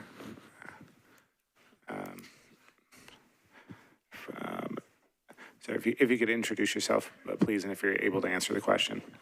Chris Mitchell, Council Liaison for NDOT. Can you repeat the question, please? So the question is just for curb cuts. So, for example, if a parcel was brought through this plan and they wanted to make curb cuts on KVB or curb cuts where perhaps the council didn't want them to, what would that process be to evaluate that, and what would NDOT's role be in allowing or not allowing those curb cuts? So it would be sent to our engineer team to be reviewed to ensure that the curb cuts are ADA compliant. So that's the main portion of it. Okay, I appreciate that. Does NDOT have a position on this amendment? I know it was late filed. No, we don't. Okay, thank you. You're welcome. Thank you, Councilmember Kupin. Councilmember Parker, you're recognized. Thank you, Chair. So this is something that specifically with the Gallatin corridor, we encounter a lot with developments that have like existing curb cuts, and it's always great when we're able to reduce or eliminate those as part of a renovation or a new build. And it is very important to safety to minimize those, and also to just efficient traffic flow. In this case of KVB. So, on this one, I'm going to support the amendment here today, and I'm going to probably support it tomorrow if it makes it to the floor. And with these like specific design questions, I just want folks to keep in mind that, if the applicant comes back to planning or comes back here and says, look, we need an extra curb cut here because we've got this really phenomenal thing and it only really works because of this. I can't really imagine what that would be, but this is not set in stone. This is granting entitlements. They can be amended. They can be changed in the future. So if there is this, again, I can't imagine what that would be. Like nobody's putting a McDonald's there. But if there was a need to come back to this body and say we'd like to amend this to allow a curb cut or more than one outside of the prescribed locations here, I think that's perfectly possible. And so I'm comfortable with supporting this today. Thank you, Councilmember. Any further discussion on this amendment? Seeing none, all in favor? Any opposed? Any not voting? We recommend approval of late filed amendment number 3, 10 in favor, 0 against, 0 not voting. That concludes the main infrastructure body of amendments. The next category I had, as I mentioned at the beginning, is the group of amendments focused on liner requirements, starting with amendment number 1 by Councilmember Kupin. Councilmember Kupin, are you wishing to move this amendment? Chair, can we start with Councilmember Capp, who I believe has a liner amendment that I think might be the one that we're supportive of? Yes, we'll go to Councilmember Capp for those purposes. I know you have a number of liner requirements. Is there one that you're wishing to move in particular? Well, there are 2 that I'm intending to eventually move, so I'm happy to handle them in whatever order. Whichever one you'd like to move first. So you have the liner ones you have, or that I have noted, are amendments 27, 28, and light filed amendment number 2. So let me just get to the right page.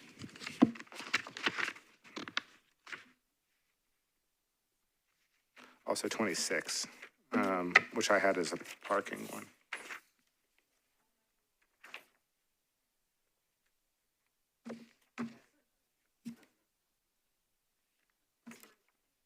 Would you mind saying those numbers again, Chair? Amendments 26, 27, and late filed amendment number 2.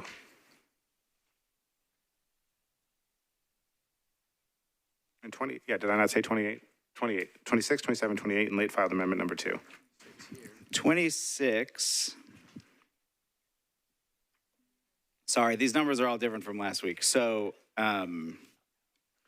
26 also has a park. so a I different am, parking yes, requirement. I am intending to withdraw 26. Okay. 26, withdrawn and not considered. And the next, Chair, if you'll indulge me. Go ahead. So 27, I do intend to move.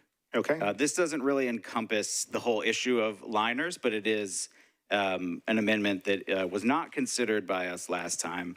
There is, in the current proposed legislation, it basically requires active liners in most places, but there was one place that what came to us did not. And so this changes that and requires active liners for property adjacent to KVB at Davidson Street for stories between the Davidson Street elevation and the KVB elevation. Thank you. Moved in. Do we have a second? Second for discussion. We'll go first to Councilmember Kupin. Councilmember Kupin, you're recognized. Thank you, Chair. Friendly amendment. Appreciate it. Thanks. Any further discussion? Seeing, Councilmember Allen, you're recognized. Thank you. So just for clarification, this just adds to what's already there. It doesn't replace the liners that are in other places. No, so cladding is required at this location under the current legislation, and this just changes that to active liners. Active liners. Okay, thank you. Any further discussion? Seeing none, all in favor? Any opposed? Any not voting? We recommend approval of Amendment 27, 10 in favor, 0 against, and 0 not voting. Councilmember Capp, are you wishing to move another amendment related to this? Yes, so if we're on to 28, I am intending to withdraw number 28. And then there's late filed, I believe it's late filed. Is it 1 or 2? Number 2. Okay, so number 2, this was some feedback from the planning department from last time. I mean, my interest in these liners is to make sure that they're good and usable for new businesses, local businesses, something like a bookstore, a boutique, a restaurant, 15 feet. Based on a lot of the conversations I've had, it's not quite deep enough for that. But my primary interest is street activation.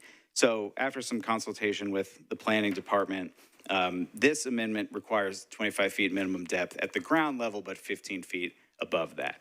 And so with that, I move approval and ask for your support. Moved and seconded. For discussion, I'll go first to Councilmember Kupin. Councilmember Kupin, you're recognized. Thank you, Chair, and thank you to my colleague on this one. I also had a couple of liner amendments with a varying depth, but appreciate the planning department engaging on that. And I do think that it's important to have a liner depth that allows small and local businesses to set up shop and creating an activated street front. So I'm supportive of late file 2 and will not be moving my my liner amendments, and appreciate everybody's support on this one. Thank you, Councilmember. Any further discussion? Seeing none, all in favor? Any opposed? Any not voting? Recommend approval of late filed amendment 2, 10 in favor, 0 against, 0 not voting. And Councilmember Kupin, to confirm you're not wishing to move for consideration either amendments 1 or 9? The 2 liner amendments, confirmed.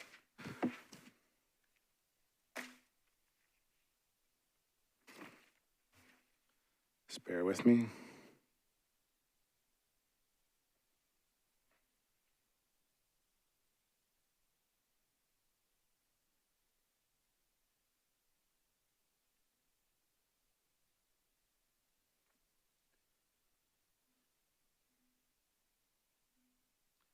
Okay, the next category of amendments I have on our agenda are those related to height and building standards, beginning with amendment number 4 by Councilmember Kupin. Councilmember Kupin, are you wishing to move this amendment for consideration? Yes, you're recognized for a motion. So moved. Moved and seconded. You're recognized for an explanation, Councilmember Kupin. Thank you, Chair. So I brought this, again, from constituent community feedback on making sure that we don't have just tall, straight buildings going all the way up. I know the DRC does weigh into that. I understand that this is one of the biggest variations that we see from the DRC. but wanted to make sure that it wasn't just kind of big boxy buildings. And there's some in other parts of my district that are even 5 or 6 stories that kind of tower over the road network and the sidewalks. And so wanted to bring this. I know, do want to hear from planning. I know there's some kind of concerns and consideration with mandating the step backs versus not, so would love to ask the planning table their perspective on this. Planning, you're recognized. Sure. So when we talk about and think about step backs, that's really a regulation that's meant to get light and air down to the street by physically setting the building back above a certain story.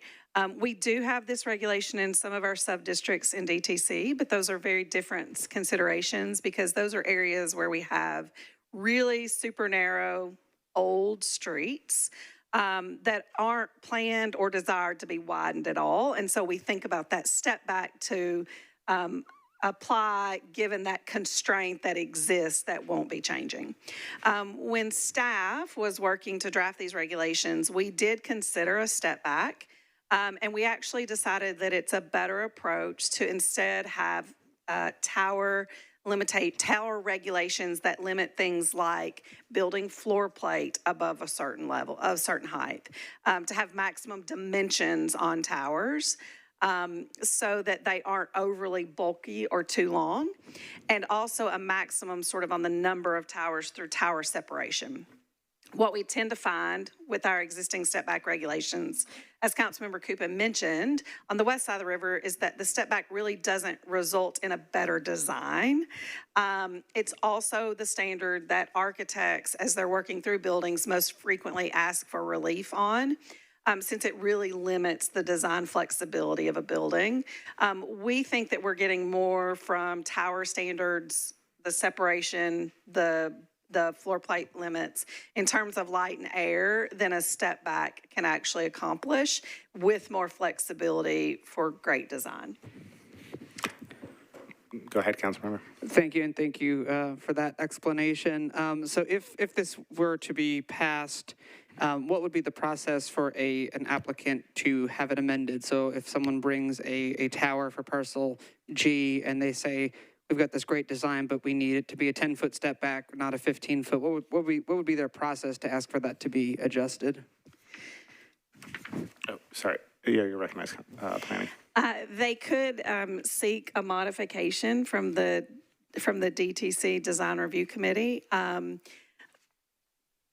Although we do find that architects would try to meet the letter of the law first, which could limit the great building design. Thank you. Just a couple more questions on this, if I may, Chair. The East Bank Sub-District, just to the north, I believe does have some step-back requirements. Is that correct? Just a second, we're pulling it up. Thanks.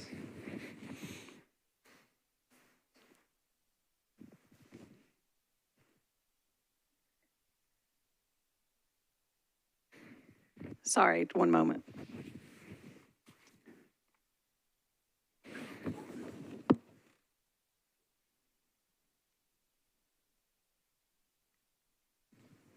Do you want to go to the next question while we're looking that up, and we'll come back to you? Sure. Okay. Well, I guess the follow-up on that would just be curious to the logic of, I believe it's after 7 stories, it's a 15-foot step back.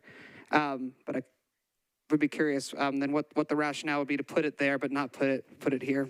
So back to your question on East Bank, the only place that a step back is required is actually for a building adjacent to the pedestrian bridge, but otherwise there is no step back required across that sub-district. So that's the only place. What was your next question? Well, so I'll modify it a little bit, but I appreciate that answer. So are there any areas on the East Bend site that are similar to that pedestrian bridge where a similar step back might make sense, like the promenade, for example, or other pedestrian areas, using that kind of same analysis? So what I would say is that there are standards that exist and were drafted within the East Bend sub-district that do not exist in the East Bank, such as tower separation, some of the floor plates. Some of the standards that we have drafted here were thought about in totality, and so some of those don't exist on the East Bank. So if I understand correctly, the East Bend has more tower separation and other other requirements that then kind of get at the same goal that are not in the East Bank subdistrict? There's more restrictions in regards to tower location in the East Bend subdistrict than in East Bank. Got it. Okay. Thank you very much. Thanks. Councilmember Allen, you're recognized. Thank you. Just for clarification, right now it says under, I finally found it, under tower standards, under step back, no step back is required in this district for all frontages is what is currently included in this, but that doesn't preclude an architect who thinks it'd be really cool to have one from doing it. So sounds like they probably wouldn't, but I mean, just for variety, if somebody wanted to do that, they're not prohibited by this language, correct? Planning, you're recognized for an explanation. That's correct. They're certainly not prohibited from it, but we have just found that sort of writing it as it's not required does allow for that flexibility, certainly if there's a great design that needs a step back. Gotcha. I worry a little bit that we're going to end up with now with everything is, you know, looking up to 25 feet when there could have been the option of some variety between them. Any thoughts on that? I think that the tower separation, the floor plate standards, the maximum lengths of towers, those all are going to provide variety. And can you explain to a non-architect what a floor plate is? Oh, sorry. Just the dimensions of the floor, the horizontal of the floor. So if you think about if you're a one-story house, if you have a one-story house, the dimensions of just your footprint are the floor plate. Okay. It's just a horizontal expression of towers that are typically stacked on top of each other. Okay, thank you. Thank you, Councilmember. Any further discussion? Seeing none, all in favor of Amendment 4? You raise your hands, please. Any opposed? Any not voting? Recommend approval. 9 in favor, 0 against, 1 against, 0 not voting. The next amendment I have in this height/building standards category is amendment number 13 by Councilmember Benedict. Councilmember Benedict, are you wishing to move this amendment for consideration? My apologies, Chair. Which one? Amendment number 13. So I'd like to hear from planning on this. And my thinking behind this was that we don't generally tell in the sub-districts in the DTC, I think there was only one that I found that had a minimum height requirement. And so my thoughts on this were, what if somebody wants to build a 6-story building? Should we not allow them to build a 6-story building? I had a conversation with planning this afternoon, and I'm very interested in allowing that Ms. Milligan to share with you her thoughts, and certainly from somebody who's familiar with construction, this makes a lot of sense. And then I'll determine what to do with the bill, if that's all right, Chair. Yes, planning, you're recognized. Sure, thank you. So our thinking on DTC and things like minimum building height have evolved over the years since the time that it was created and actually continue to evolve. This was a standard that we felt really strongly about planning as we were drafting this legislation for a couple of reasons. And this isn't intended to be an urban area, and so we would want to encourage not 5 or 6-story buildings. This also disincentivizes some of the construction types like Texas wraps, which is a common form of multifamily that's generally 5 to 7 stories, where you have an internal garage wrapped with units. This would sort of disincentivize that type of construction, just knowing that that's not probably the highest and best use of this land. And so once you get to 8 stories, it generally will change construction type. And so we set 8 as the minimum. Thank you for that explanation. Thank you. And so, Chair, that makes a lot of sense to me, certainly from the construction. I mean, building with sticks versus building with steel makes a lot better sense, especially in this particular area. So with that, I'm going to withdraw. Okay, Amendment 13 will be withdrawn and not considered.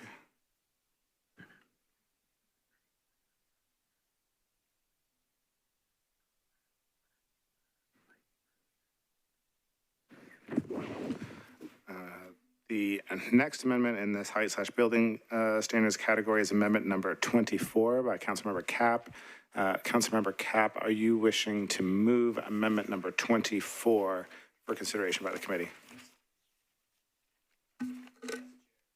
Okay, Councilmember Capp, you're recognized for a Yes, motion. Chair, thank you. I move approval. Moved and seconded. You're recognized for an explanation. Thank you. We considered this last time. As you all remember, Parcel A allows a height bonus for what the current legislation proposal refers to as architectural excellence. But if you refer to the definition of that, it doesn't have a lot of beef to it. So this is an amendment to give a truly excellent definition to it, because if we're going to be doing bonuses for excellence, we'd like them to be truly excellent, dignified, civically uplifting, and distinctive for Nashville. It's a prominent site, and we should be going for excellence here. So with that, I ask your approval. Thank you, Councilmember. For discussion, I'll go first to Councilmember Kupin. You're recognized. Thank you, Chair. Thank you, my colleague. This is a friendly amendment. I think that it's incredibly important that for Parcel A, given its prominence, that it is an incredibly spectacular building. I appreciate fleshing that language out to further that goal. So I'm very supportive of this one. Thank you. Any further discussion? Seeing none, all in favor? Any opposed? Any not voting? Recommend approval, 10 in favor, 0 against, 0 not voting.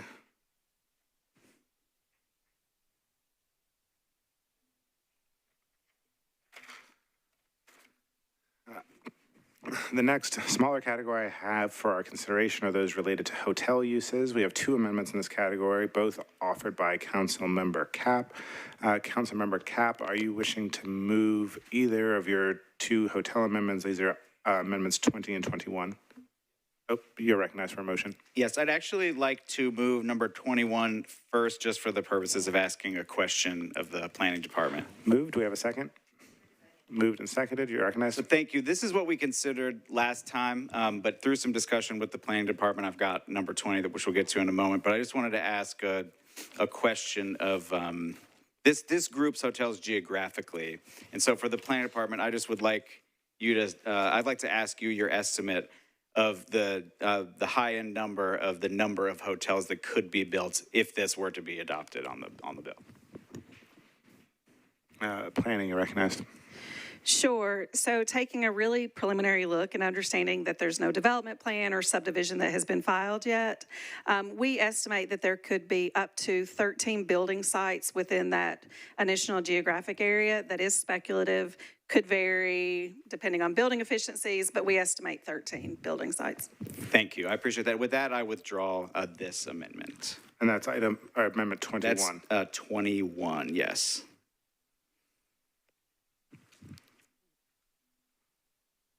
One moment.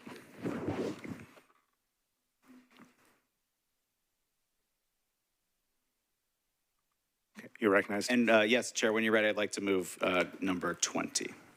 Moved and seconded. You're recognized. So through discussion with planning, they had some advice that, the one I just withdrew, grouped hotels geographically. That was that emerged from previous committee discussion as a way to achieve the goal of limiting hotels in this area.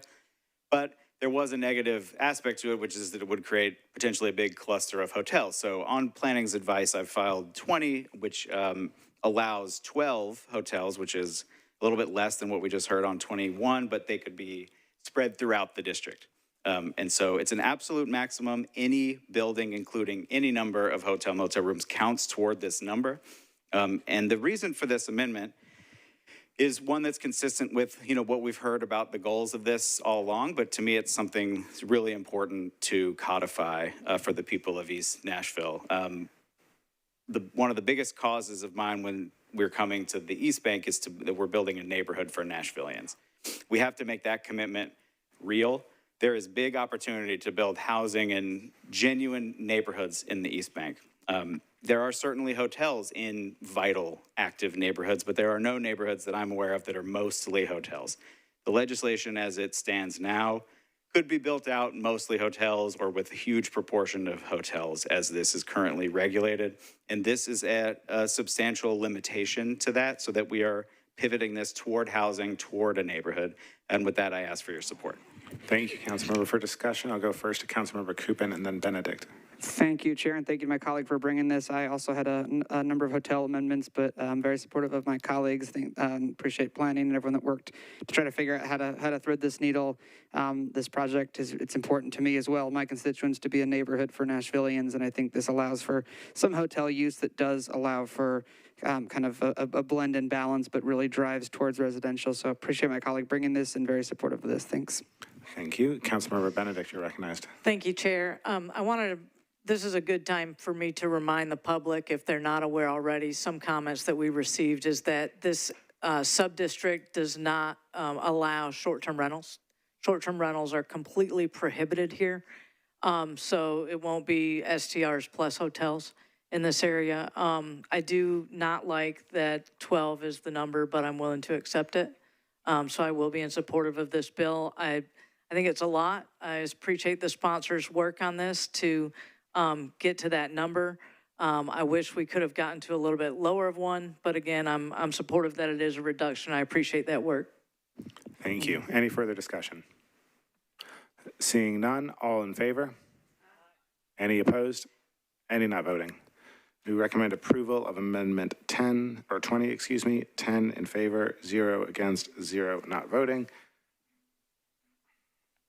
The next broad category of amendments I have are those related to parking as a use, beginning with amendment number 7 by Councilmember Kupin. Councilmember Kupin, are you wishing to move this amendment for consideration? Chair, could we do the same thing and go to Councilman Capp first? Yes. For that category? Councilmember Capp, you are recognized if you'd like to move one of your amendments related to parking. And I have those marked as 22, 26, which we considered earlier, and late filed 1. Yes, thank you. So 22, I'd like to move first.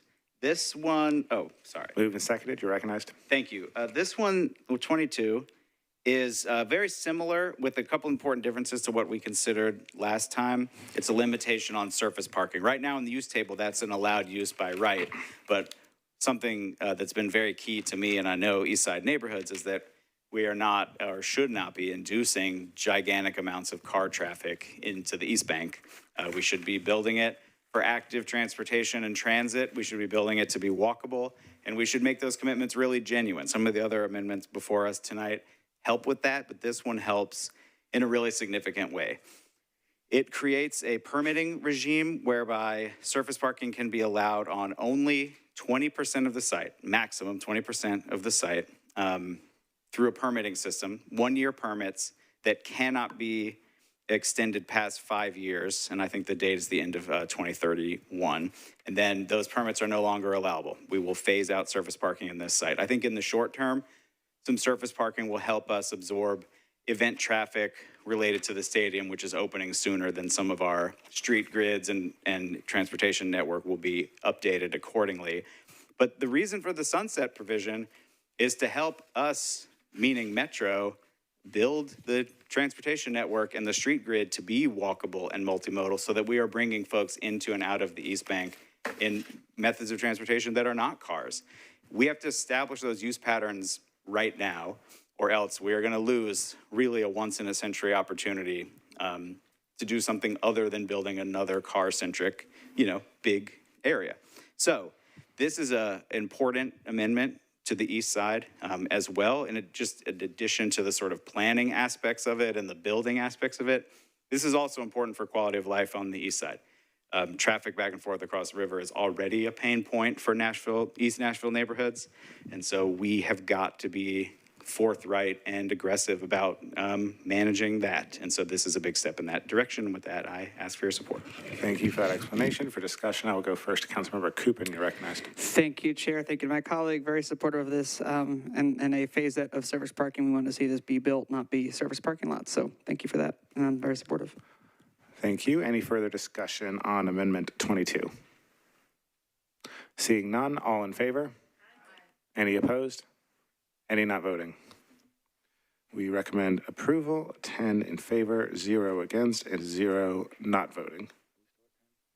Okay. Councilmember Capp, I also had late file number 1 in this category. Is that something you're wishing to move?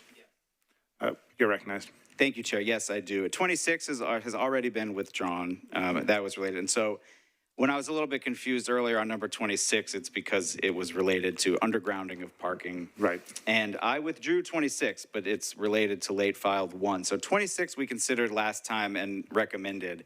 It sort of united the liner issue with some undergrounding of structured parking requirements. And so I disaggregated those in order to sort of keep those issues separate. But what we recommended last time was that all parking on a building that was not a housing building had to be underground.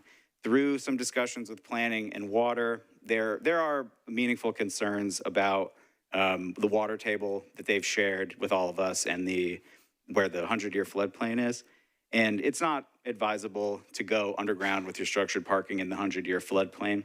So for that reason, late filed 1 requires that buildings have underground parking, which is what we're doing in other parts of the East Bank, unless a majority of the development plat on that is in the 100-year floodplain.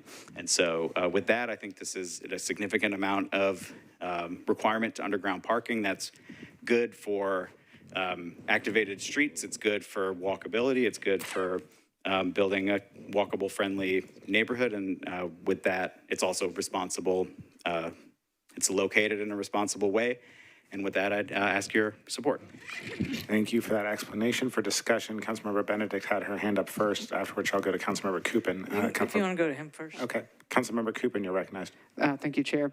And appreciate this amendment. And I shared previously that I believe parking should be underground as much as possible, but also that floodplains and flood zones create problems for underground parking. And so I appreciate this kind of blend of both of those issues to make it underground as much as possible, but again, addressing potential flooding concerns. So I'm very supportive of this and hope my colleagues do the same. Thank you, Councilmember. Councilmember Benedict, you're recognized. Thank you, Chair. Sounds like this is going to go through just like the other 2 late files did. So I would just recommend as a body, I certainly can't control what we'll do tomorrow, but with late filed amendments, I would encourage this committee to talk with our other colleagues to make sure that the rules are able to be suspended for these 3 amendments to be presented to the body. Thank you. Thank you, Councilmember. Any further discussion on late filed amendment 1? Seeing none, all in favor? Aye. Any opposed? Any not voting? We recommend approval, 10 in favor, 0 against, 0 not voting. And before we move on to other categories of amendments, Councilmember Kupin, to confirm you are not wishing to move either amendment 7 or 8? Oh, that's correct? Okay, thank you.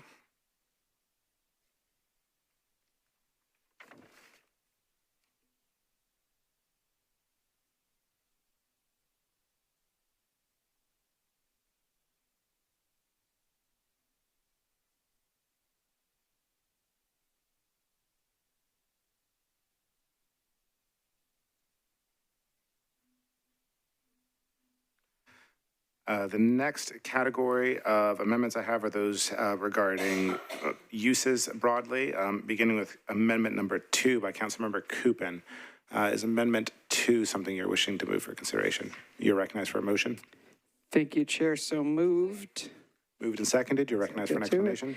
Appreciate it, Chair. So one of the number 1 items that I saw in emails that I was getting and calls from constituents on both sides of the river was to ensure that there were no vape shops, cigarette markets, beer markets, things like that. It's a use that's been challenging in a number of areas, and I know that we've, as a council, passed restrictions on that. So I would like to just remove it entirely as a use from the subdistrict.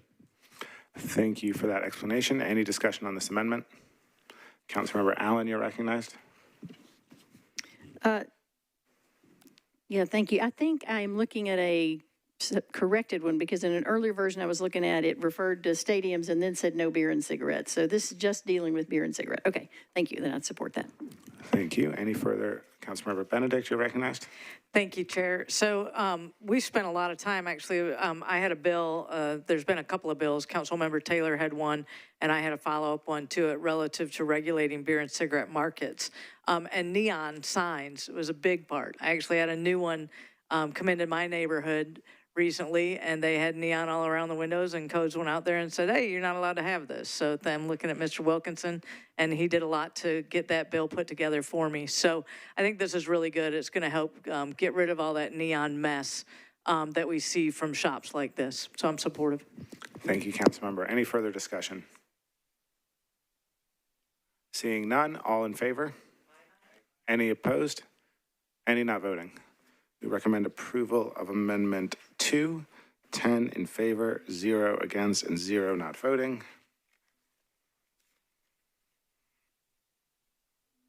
The next one I have in this category is Amendment 5, also by Councilmember Kupin. Councilmember Kupin, are you wishing to move this amendment? You recognize for a motion? So moved. Do we have a second?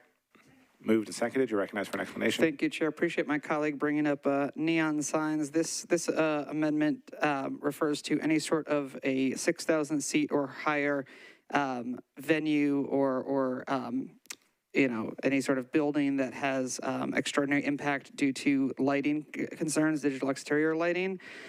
So just making sure that there's nothing that goes over here that is bright and disruptive to neighbors.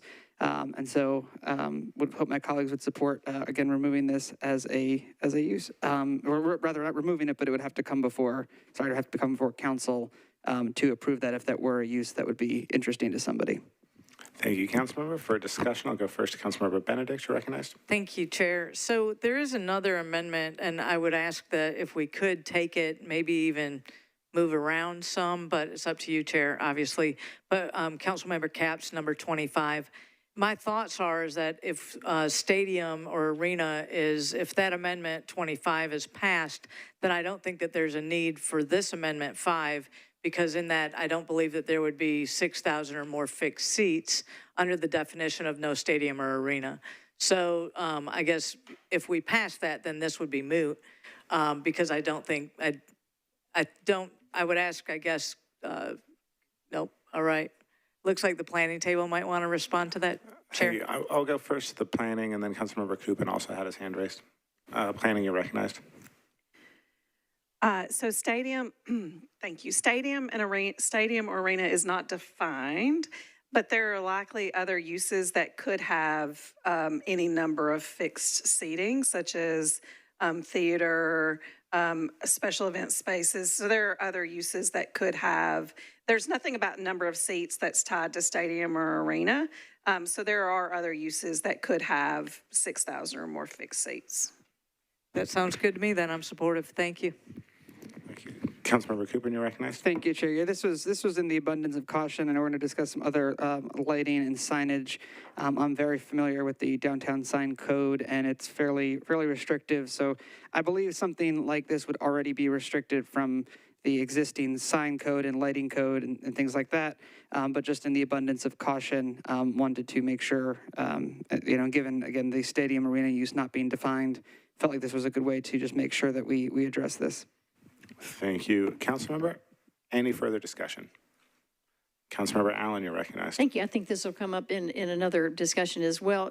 Can we speak to the interaction between the downtown code sign regulations and the sign regulations in Division 17?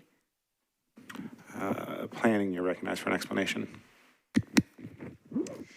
Sure. So there are sign regulations that are in the downtown code, the DTC, and then there are references to Title 17. And the reason that is done is because sign law and sign regulation is very complex, and it's a very litigious area of land use regulation. And so, for instance, the DTC points to Title 17 for prohibited signs.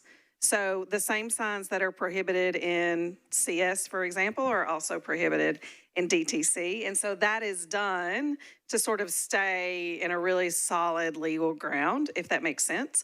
But then there are standards specific to DTC that are within the code itself. But for some of those things that have been really carefully thought out through a citywide approach, such as prohibited signs, such as fully moving video signs, those are prohibited by reference to Title 17. Thank you for that explanation. Any further discussion? Seeing none, all in favor of Amendment 5? Any opposed? Any not voting? We recommend approval of Amendment 5, 10 in favor, 0 against, and 0 not voting. Next amendment we have in this category is Amendment number 25, offered by Councilmember Capp. Councilmember Capp, is this one that you're wishing to move for consideration?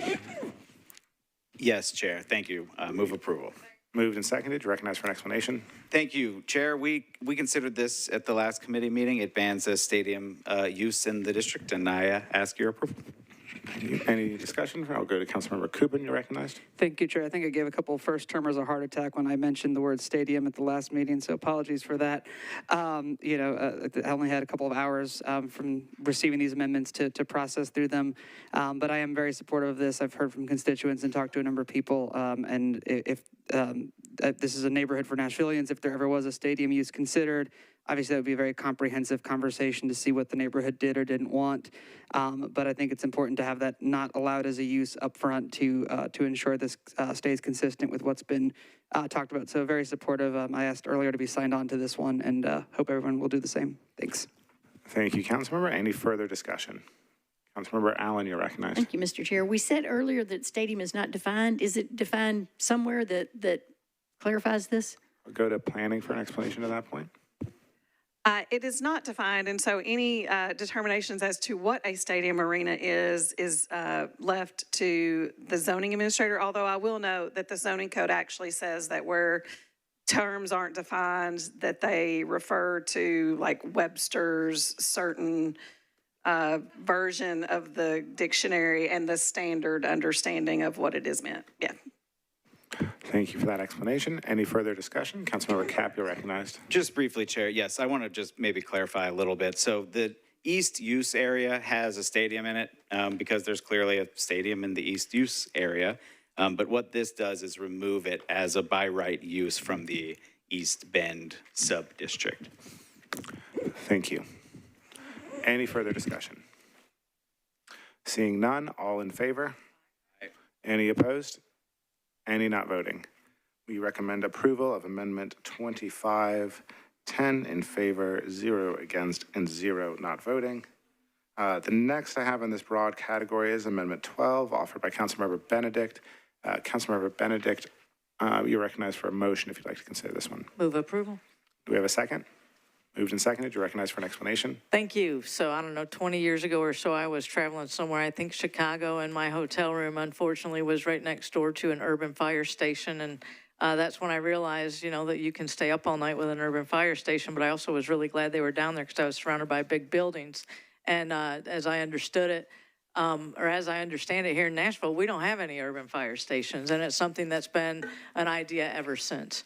As we've been looking at public spaces, in particular in Inglewood, I've looked at a library with housing on top of it. I think that these are opportunities for us to use our spaces differently. Having said that, just as the issue with a developer paying for building a fire station was a Fifth Amendment issue, what I've done here is just included in the sub-district language that says, we encourage a developer to provide an urban fire station to the fire department on the first floor of any building and a certain geographic location. This is something I spoke with Chief Swan about, and he loves the idea. I believe he's been in conversations with planning along the way. There are, no set plans right now, but this is something that we need to be thinking about as a city. It's come up in the past in other areas of, actually in areas downtown, not on the east side. And this is something we need to be thinking about as we build more units. How do we service those with Metro services? So with that, again, it's non-binding. It just puts language in the sub-district to encourage someone to do this. Thank you for that explanation. Any discussion on this amendment? Seeing none, all in favor? Any opposed? Any not voting? We recommend approval of Amendment 12, 10 in favor, 0 against, and 0 not voting. The next amendment in this category I have is Amendment 17 by Councilmember Vo. Councilmember Vo, you're recognized for a motion if you'd like to consider this amendment. Thank you, Chair. I'm going to withdraw. Okay, noted. This amendment will be withdrawn and not considered.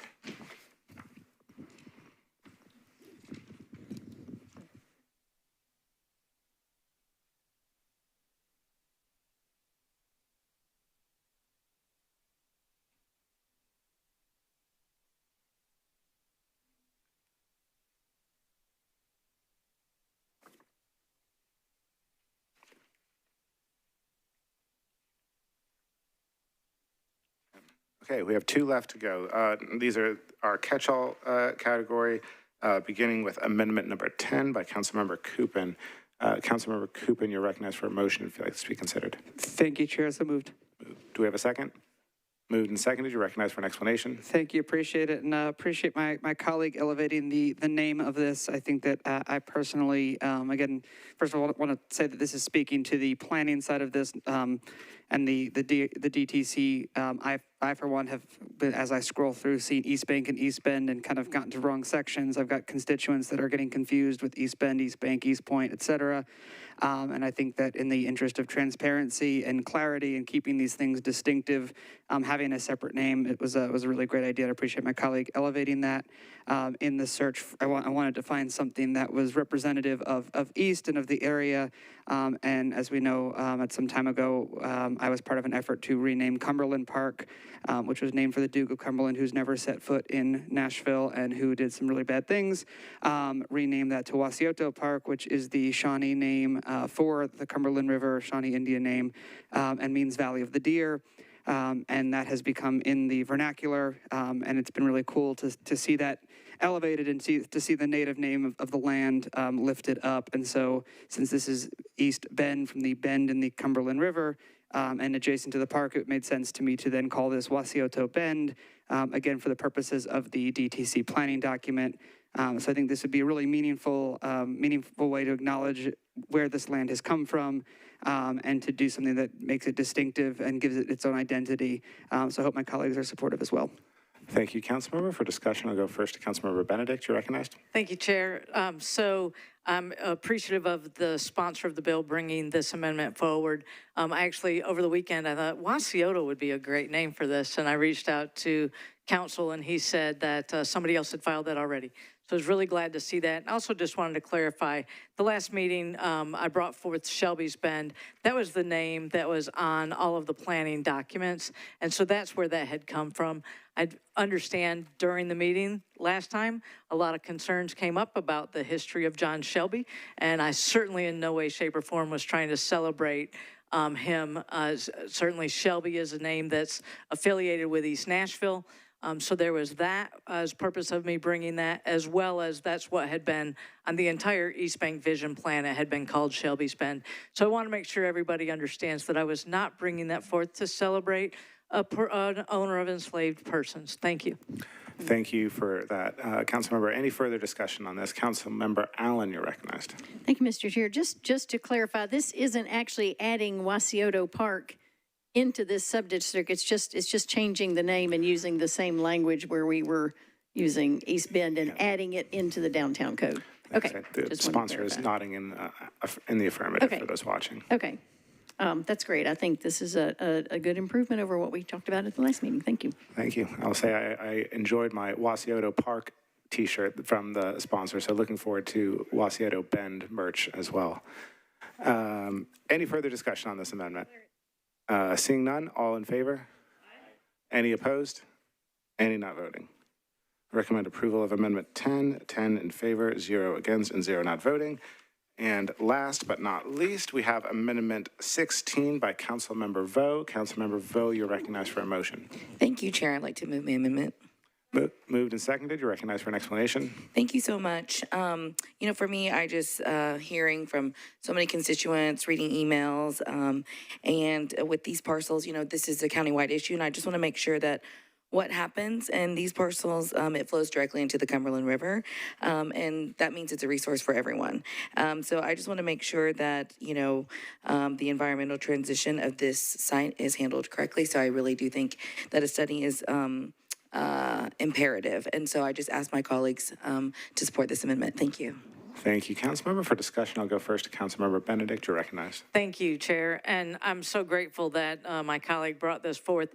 One of the concerns I talked earlier about what my constituents have asked me about and what people, and I think we've heard from through our emails, but also what, the conversations that I've had at neighborhood meetings or people in East Nashville who have concerns about this. One of the things that they were really concerned about is the environment. And with what's been in the scrapyard, obviously that's a major concern for the applicant, for the planning department, for us, and I think it's really important that we get it inside the sub-district language, which is why I'm very supportive of this. If I'm not on this yet, I will be by tomorrow. And again, I thank my colleague. Again, this is responding to what we hear from the people of Nashville. And this is their city. And we want to make sure we're doing all we can to answer their needs. And I love that this is the right response to do that. Thank you.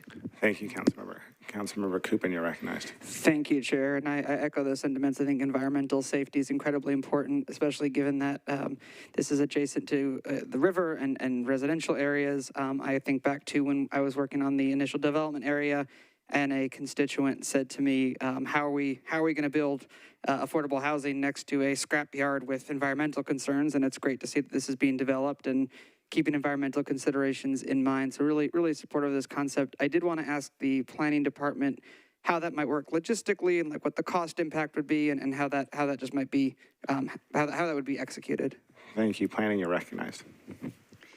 Sure, thank you. I do want to note that the ownership team is currently involved in working with TDEC, which is the Tennessee Department of Environmental Conservation, on a program that's called the VOAP program. It's a voluntary program where they work with TDEC in regards to environmental remediation and environmental studies. All of that information will be publicly available in regards to any of the studies that are done. And Planning Department will work with Metro Water Services on this, on any other additional information that's needed.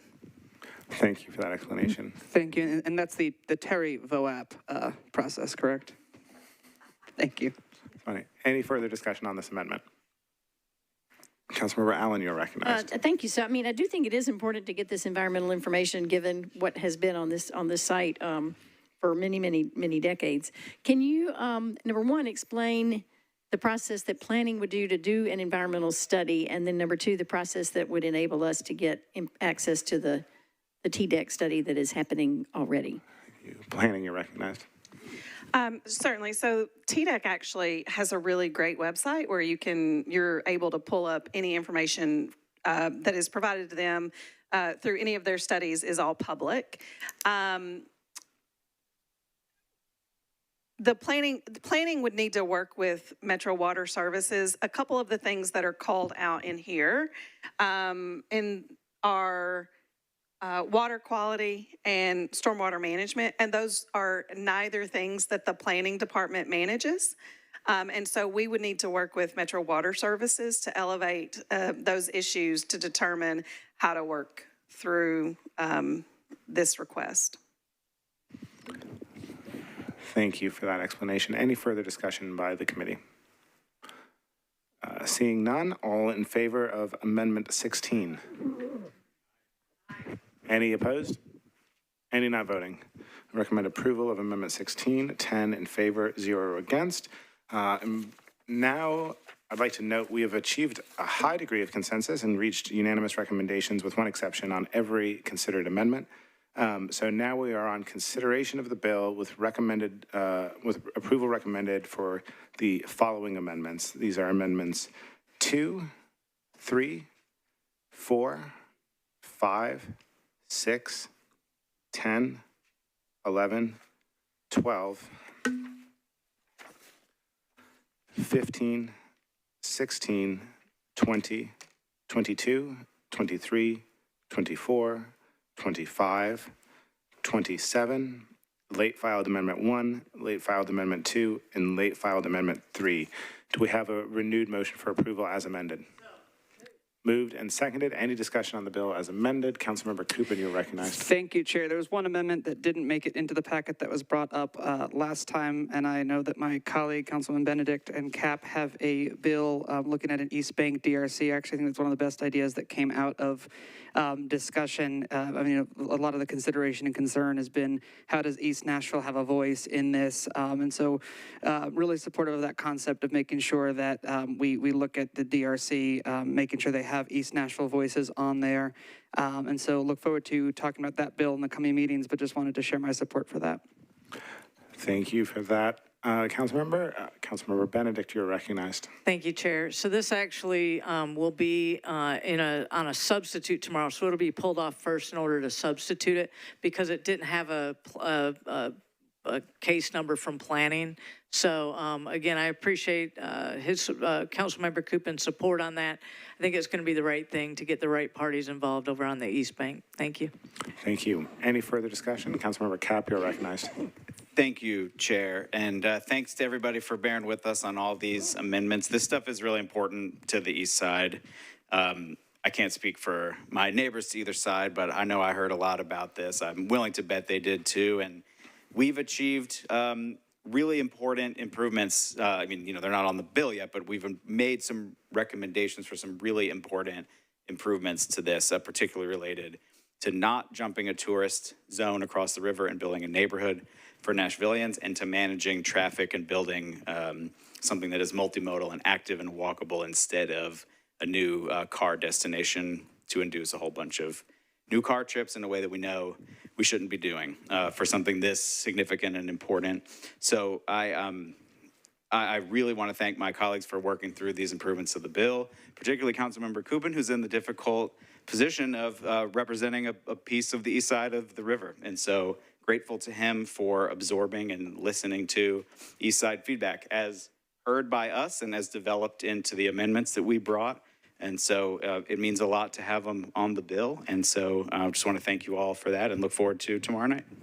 Thank you, Councilmember. Any further discussion on the bill as amended? Seeing none, all in favor? Aye. Any opposed? Any not voting? Recommend approval of the bill as amended, 10 in favor, 0 against. We have one additional item not on consent, and this is the associated rezoning. This is BL 2026-1284, sponsors Kupin. This is an ordinance to amend Title 17 of the Metropolitan Code of Laws, the zoning ordinance of the Metropolitan Government of Nashville and Davidson County by changing from IG to DTC zoning for various properties located east of Korean Veterans Boulevard and south of Sylvan Street. Councilmember Kupin, you're recognized for a motion. So moved. Moved and seconded. Any discussion? Seeing none, all in favor? Aye. Any opposed? Any not voting? We recommend approval, 10 in favor, 0 against, 0 not voting. And with that, the meeting of the Planning and Zoning Committee is adjourned.